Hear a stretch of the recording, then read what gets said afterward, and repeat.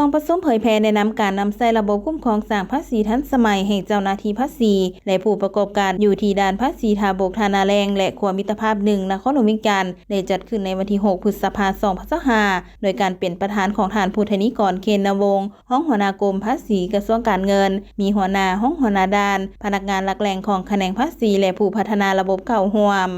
ท่านผู้ธนิกรเคนวงศ์ให้รู้ว่าการเปิดนำใช้ระบบคุ้มครองสร้างภาษีทันสมัยหรือ CWMS ในครั้งนี้โดยอิงตามการจัดตั้งปฏิบัติเวียกงานวีซ่าเฉพาะประจำปี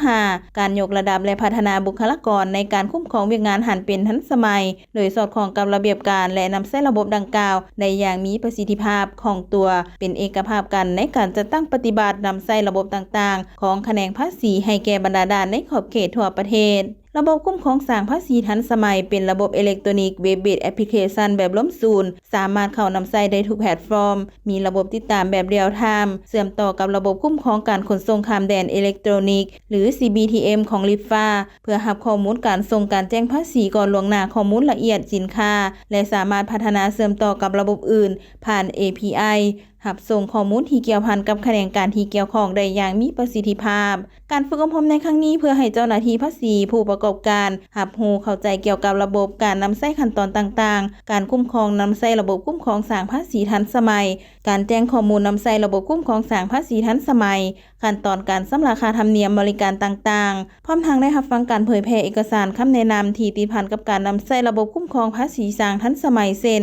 ข้อตกลง 0771/กงข้อตกลง 1197/กงและแจ้งการแนะนำ 2755/กงและคำแนะนำ 3865/กพศและในตอนบ่ายของวันเดียวกันผู้ประกอบการนำเข้าส่งออกผ่านด่านภาษีทาบกทานาแรงและขัวมิตรภาพ1นครหลวงเวียงจันทน์ได้รับการฝึกอบรมเกี่ยวกับการนำใช้ระบบคุ้มครองสร้างภาษีทันสมัยเพื่อรับรู้เข้าใจเกี่ยวกับระบบเพื่อนำไปจัดตั้งปฏิบัติและนำใช้เวียกงานตัวจริงให้มีประสิทธิภาพประสิทธิผล